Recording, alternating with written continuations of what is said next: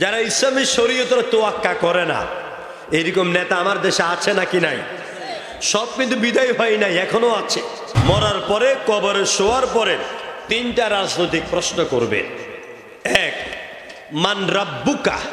2 number, আপনাকে আমাকে প্রশ্ন করবে মা দিনুকা। 3 নাম্বার রাজনৈতিক প্রশ্ন হচ্ছে, মাটি নিচে যাবার পরে 2 হাদিসে 2 রকম বর্ণনা এলো। এক হাদিসের ভিতরে এলো, এখানকার কবর থেকে আল্লাহ নবীর রওজা মোবারক পর্যন্ত সব পর্দা তুলে দেওয়া হবে, আল্লাহ নবীকে দেওয়া হবে, দেখানো হবে। জিজ্ঞেস করবে মা হাদার রাজুল, ওই লোকটাকে। যারা ইসলামী শরীয়তের তোয়াক্কা করে না, এরকম নেতা আমার দেশে আছে নাকি নাই? সব কিন্তু বিদায় হয় নাই, এখনো আছে। যারা ইসলামী শরীয়তকে তোয়াক্কা করবে না বলে ঘোষণা দিয়ে দিছে যে আমরা ইসলামী শরীয়তকে মানা টানা হবে না। আবার যারা ইতিমধ্যে বলছেন যে কোরআনের ভিতরে কোনো রাজনীতি নাই, বলে নাই, ওই ফেনী মানুষ জানে না। আর হয়তো ওই দলের সাপোর্টার আপনি হতে পারেন, এই জন্য আপনি সত্যকে স্বীকার করবেন না, এটাও হইতে পারে। আমার ভাইরা, আপনি একটা দল করতে পারেন, কোনো আপত্তি নেই, কিন্তু কোন দল যদি আমার কোরআনের বিরুদ্ধে, ইসলামের বিরুদ্ধে চলে যায়, আর আপনি যদি ওই নেতার সেই কথাকে অনুসরণ করেন, ওই নেতার তো ঈমান গেল, আপনার ঈমান থাকবে নাকি? থাকবে ঈমান? এই জন্য কোরআনের বিরুদ্ধে, ইসলামের বিরুদ্ধে যারাই বলবে, তারাই আমাদের কাছে ঘৃণিত বলে বিবেচিত হবে। আপনি কোন দল করেন আমার জানা দরকার নাই, কারণ মৃত্যুর পরে কবরে আল্লাহর কসম কোন নেতা আমাকে আপনাকে বাঁচাইতে আসবে না। জনগণ ঠিক কিনা?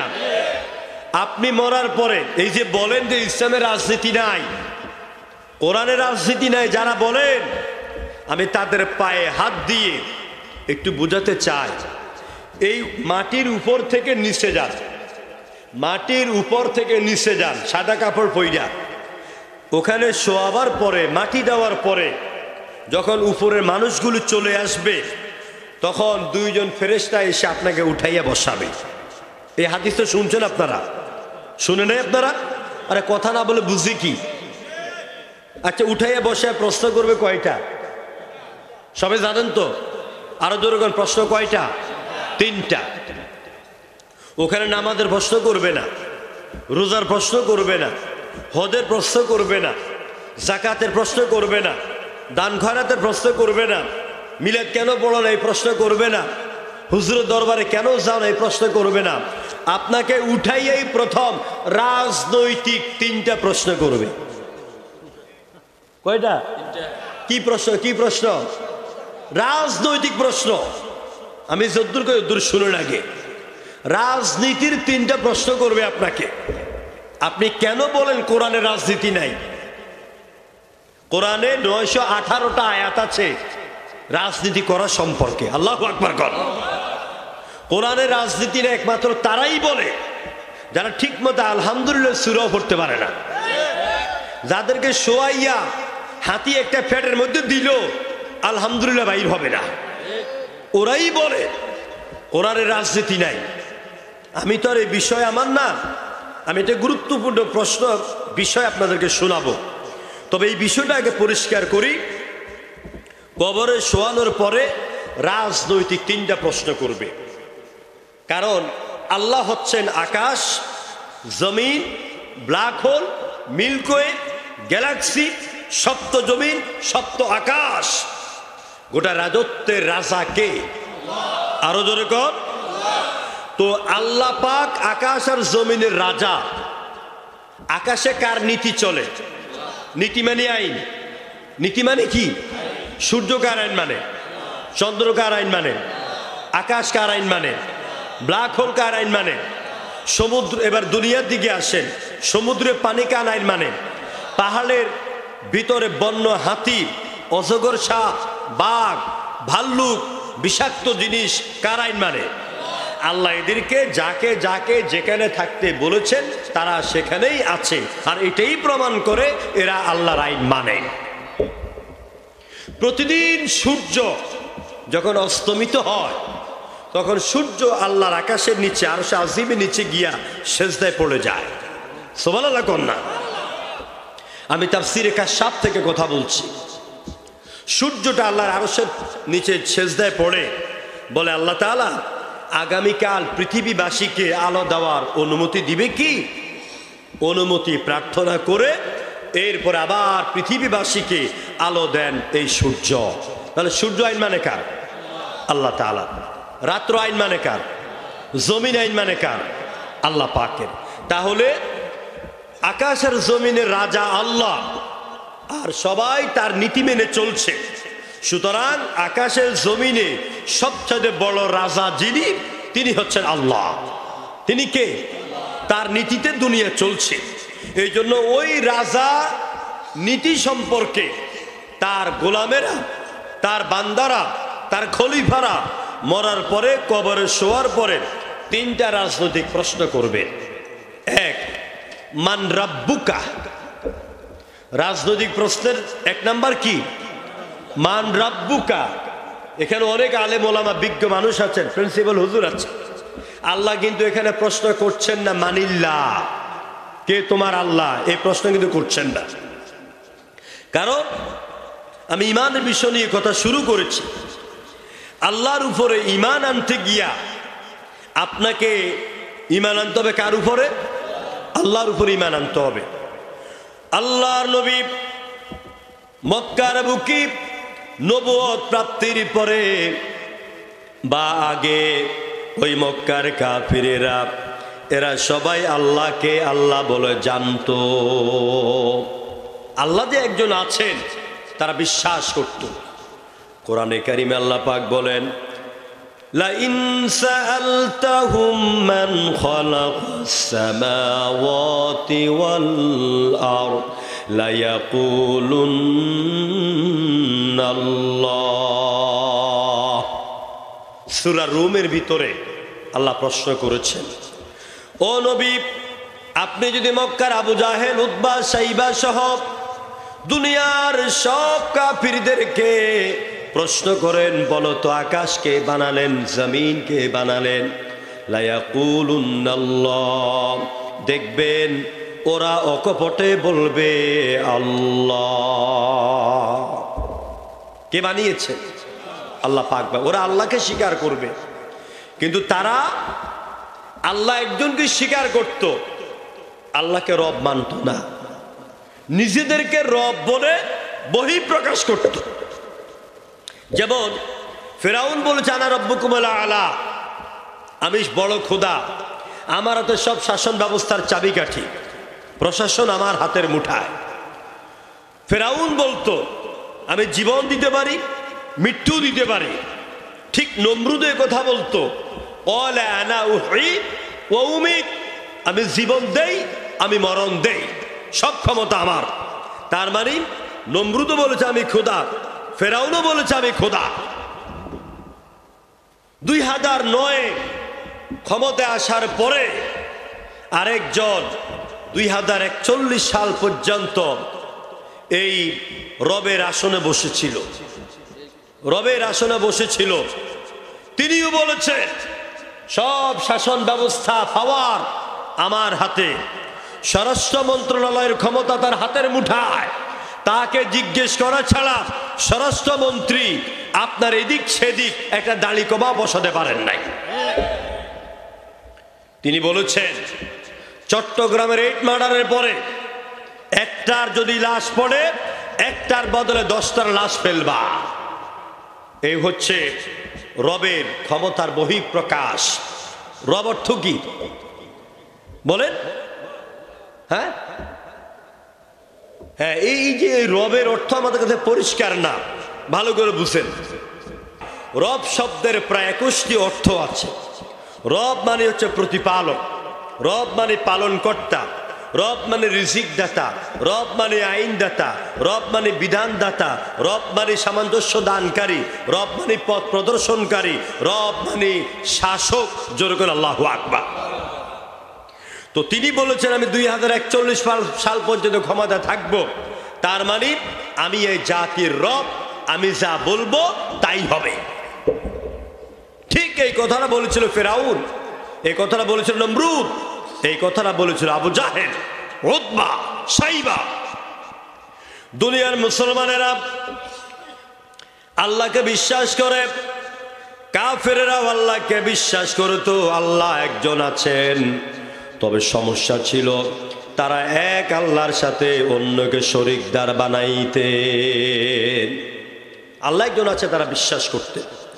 তো আল্লাহ পাক মরার পরে তিনি মানিল্লা তোমার আল্লাহ কে, এই প্রশ্ন করবেন না, বলবেন মান রাব্বুকা, তোমার রব কে। তার মানে খুব ঠান্ডা মাথা বুঝেন, তুমি তোমার ব্যক্তি জীবনে, পারিবারিক জীবনে, রাজনৈতিক জীবনে, শিক্ষা জীবনে, সচিবালয়, মন্ত্রণালয়, সংসদে, পার্লামেন্টে, রাজনৈতিক মিছিলে, দেওয়াল লিখনে, বক্তব্যে তুমি কার আইন মেনেছ? মান রাব্বুকা। এনে রব মানে কি? আইনদাতা। রব মানে কি? তুমি কার আইন দিয়া তোমার জীবন চালিয়েছ? কার আইন দিয়া ব্যাংকিং খাত চালিয়েছ? কার আইন দিয়ে অর্থনীতি চালিয়েছ? কার আইন দিয়ে সমাজ ব্যবস্থা চালিয়েছ? জবাব দাও। ওখানে মানিল্লা প্রশ্ন করবে না, এর রাজনৈতিক প্রশ্ন হচ্ছে এইটা, দুনিয়াতে কার আইন মানছ? 2 নাম্বার, আপনাকে আমাকে প্রশ্ন করবে মা দিনুকা, তোমার জীবন ব্যবস্থা কি? এখানে শুধু ইসলাম আর লা ইলাহা ইল্লাল্লাহ আর সুবহানাল্লাহ প্রশ্ন করবেন না, প্রশ্ন করবে মা দিনুক, দিন মানে কি? হ্যাঁ, দিন হচ্ছে ইসলাম। দিন মানে ইসলাম নয়, দিন মানে হচ্ছে, দিন মানে জীবন ব্যবস্থা, দিন মানে আনুগত্য করা, দিন মানে রাষ্ট্র ব্যবস্থা, দিন মানে আপনার বিচার দিনের মালিক, বিচার দিবস, এগুলো দিনের অর্থ। তা আল্লাহ বলছেন মা দিনুকা, কার আনুগত্য করছো, কার সমাজ ব্যবস্থা মেনেছ, কার জীবন ব্যবস্থা মেনেছ, এই প্রশ্ন আপনাকে করা হবে। যদি দুনিয়াতে আল্লাহর দেওয়া ইসলামকে মেনে আপনি যেতে পারেন, আপনি বলবেন দিনিয়াল ইসলাম, আমার জীবন ব্যবস্থা ছিল ইসলাম। কিন্তু দুর্ভাগ্য, আমরা যে আল্লাহর রুকু দেই, যে আল্লাহর সেজদা দেই, যে আল্লাহর কাছে সাহায্য চাই, ওই আল্লাহর দেওয়া জীবন ব্যবস্থা আমরা শুধু মসজিদের ভিতরেই মানি, মসজিদ থেকে বের হওয়ার পরে আমার নেতার আনুগত্য করি। তাহলে জবাব দিবেন কি আল্লাহর কাছে? এই রাজনৈতিক প্রশ্ন 2 নাম্বার। 3 নাম্বার রাজনৈতিক প্রশ্ন হচ্ছে, এই গজারিয়া কবরস্থ হওয়ার পরে, মাটি নিচে যাবার পরে 2 হাদিসে 2 রকম বর্ণনা এলো। এক হাদিসের ভিতরে এলো এখানকার কবর থেকে আল্লাহ নবীর রওজা মোবারক পর্যন্ত সব পর্দা তুলে দেওয়া হবে, আল্লাহ নবীকে দেওয়া হবে, দেখানো হবে। জিজ্ঞেস করবে মা হাদার রাজুল, ওই লোকটাকে কে? সেই লোকটা আপনাকে দেখানো হবে, যিনি চিনতে পারবেন কে? যেই ব্যক্তি আল্লাহ রসুলের উপরে পূর্ণ ঈমান আনার পরে তার ইত্তেবা করে জীবন চালিয়েছে, তিনি বলতে বলবেন হাদার রাজুলু নবিয়্যুনা মুহাম্মদ রাসূলুল্লাহ সাল্লাল্লাহু আলাইহি সাল্লাম। প্রিয় ভাইরা, বলবে লোকটাকে। এখন বলেন তো, আমাদের এই যে মুহাম্মদ সাল্লাল্লাহু আলাইহি সাল্লাম, তিনি আমাদের কে? বলেন, রসুল, নবী, এই তো বলবেন, আর বলতে পারবেন না। তিনি শুধু নবী নন, তিনি শুধু রাসূল নন, এটা রাজনৈতিক প্রশ্ন। তিনি আমাদের hour leader, hour prophet, as a commander, as a teacher, তিনি আমাদের নেতা। আমি আপনি যেসব নেতার আনুগত্য করি, আরে মুসলমান, এখন বুঝছেন না তো, বুঝবেন সময়কালে। আপনি ওই সব নেতার পিছনে কেন ঘুরেন যেই সব নেতার নিজের চরিত্র নাই, নিজেরা মদ পান করে, নিজেরা জুয়া খেলে, নিজের বউরে ঘরে রেখে আরেক মহিলা লইয়া হোটেলে রাত কাটায়। তো যে মহিলার চরিত্র নাই, যেই নেতার চরিত্র নাই, ওই নেতার আনুগত্য করলে আপনি কি আলোর পথ দেখবেন না জাহান্নামের পথ দেখবেন? এই জন্য প্রশ্ন করা হবে লোকটাকে, কার আদর্শ দিয়ে জীবন চালিয়েছ, যুবক ভাইরা যেই সব নেতাদের আদর্শের কথা বলেন, আপনি খোঁজ নিয়ে দেখেন ছাত্র জীবনে কলেজের চিপে চাপায় কি করছে। আপনি খোঁজ নিয়ে দেখেন আপনার নেতা ক্ষমতায় আসার পরে জনগণের উপর কি পরিমাণ অত্যাচার করেছে, নির্যাতন করেছে। আপনি তো ওই নেতার আনুগত্য করবেন, সেই নেতার আনুগত্য করবেন যেই নেতা দুনিয়ার বুকেও আপনার জন্য কেঁদেছে, পরকালের ময়দানে আপনার জন্য কাঁদবেন। বিশ্বনবী আমার নেতা, বিশ্বনবী আমার নবী, বিশ্বনবী আমার রাসূল। আল্লাহ নবী এমন নবী ছিলেন, তিনি যখন মেরাজে যাবেন, আল্লাহ নবী মেরাজে যাওয়ার সময় জিব্রাইল যখন কাবা শরীফের সামনে বোরাক নিয়ে আসলেন, আল্লাহ নবী ওই ঘোড়ার মধ্যে উঠবেন, বোরাকে উঠবেন। জিব্রাইল বারবার আল্লাহ নবীকে উঠতে বলেন, কিন্তু আল্লাহ নবী উঠছেন না। বিশ্ব নবী বলছেন, জিব্রাইল আমার আল্লাহকে বলো, আমি তো বোরাকের মধ্যে করেই আমি চলে যাব আল্লাহর কাছে, কিন্তু আমার উম্মতের কি অবস্থা হবে। এখানেও তিনি উম্মতের জন্য কানলেন। তারপরে তিনি আরশ আজিমে গেলেন। জিব্রাইল এমন এক জায়গার মধ্যে এলেন, আসার পরে বলছেন, this is the danger border, সীমান্ত এরিয়া, হে রাসূল আমি আর উপরে উঠতে পারবো না। আল্লাহ নবী বলছেন, জিব্রাইল আমি যে জায়গায় যাচ্ছি ওই জায়গায় তুমি কখনো যেতে পারবে না। আজকে বলো তুমি আল্লাহর কাছে এমন কিছু চাওয়ার তোমার আছে নাকি বলো। আল্লাহ নবীর কথা শোনার পরে জিব্রাইল বলছেন, হে রাসূল আপনি যেহেতু এত দরদ ভরা মায়া ভরা কণ্ঠ দিয়ে আমাকে জিজ্ঞেস করলেন, আপনি আল্লাহর কাছে একটা আবেদন জানিয়ে দিবেন কিয়ামতের ময়দানে আপনার উম্মতরা যখন জান্নাতের দিকে পাড়ি দিবে, ফুলসিরাতের ফুল পাড়ি দিবে, ওই দিন আল্লাহ যেন আমি জিব্রাইলকে ক্ষমতা দেন, আমার নূরের পাখাগুলি বিছাইয়া দিব, আর আপনার উম্মতেরা আমার পাখার উপর দিয়া দৌড়াইয়া দৌড়াইয়া আল্লাহর জান্নাতে চলে যেতে পারে। আমার ভাইরা, নবী করিম সাল্লাল্লাহু আলাইহি সাল্লাম আমার সেই নেতা। আরশ আজিমে যাওয়ার পরে যখন আল্লাহ পাক এই মেরাজের রাত্রিতে রসুলকে কথাবার্তা বলার সময় সালাম দিয়েছেন, চিল্লায় কোন আল্লাহু আকবার। নবীর সালাম দিয়েছেন কে? এত আস্তে কোন আল্লাহ, আরো জোরে কোন আল্লাহ, আরো জোরে কোন আল্লাহ। সম্মানিত ভাইয়েরা, আমি যেটা বুঝাতে চাইলাম, আল্লাহ নবী কি আল্লাহ পাক আরশ আজিমের মধ্যে বললেন, আসসালামু আলাইকা ইয়া আইয়ুহান নবী। নবী আমাকে আপনাকে তার উম্মতকে কত ভালোবাসেন।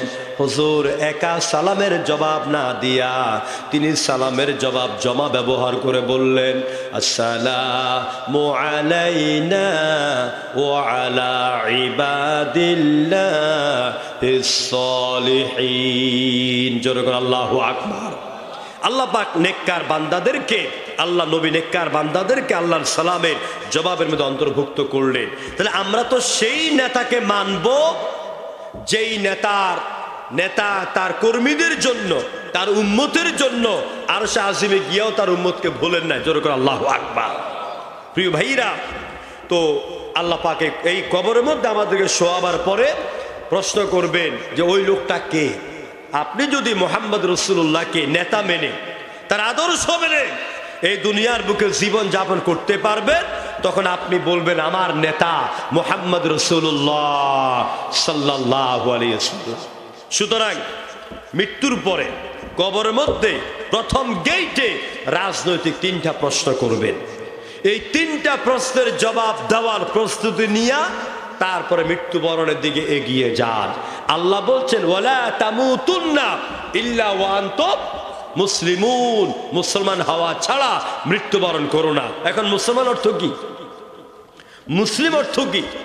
মুসলিম মানে আত্মসমর্পণ করা, সারেন্ডার করা, আনুগত্যের মস্তক অবনত করা। হো ইজ মুসলিম, মুসলিমকে, Muslim is the condition complete surrender to Allah. মুসলমান বলা হয় তাকে যিনি বিনা শর্তে আল্লাহর যাবতীয় আইনের সামনে মাথা নত করে দেন, ওরে বলা হয় পরিপূর্ণ মুসলমান। চিল্লায় কোন সুবহানাল্লাহ।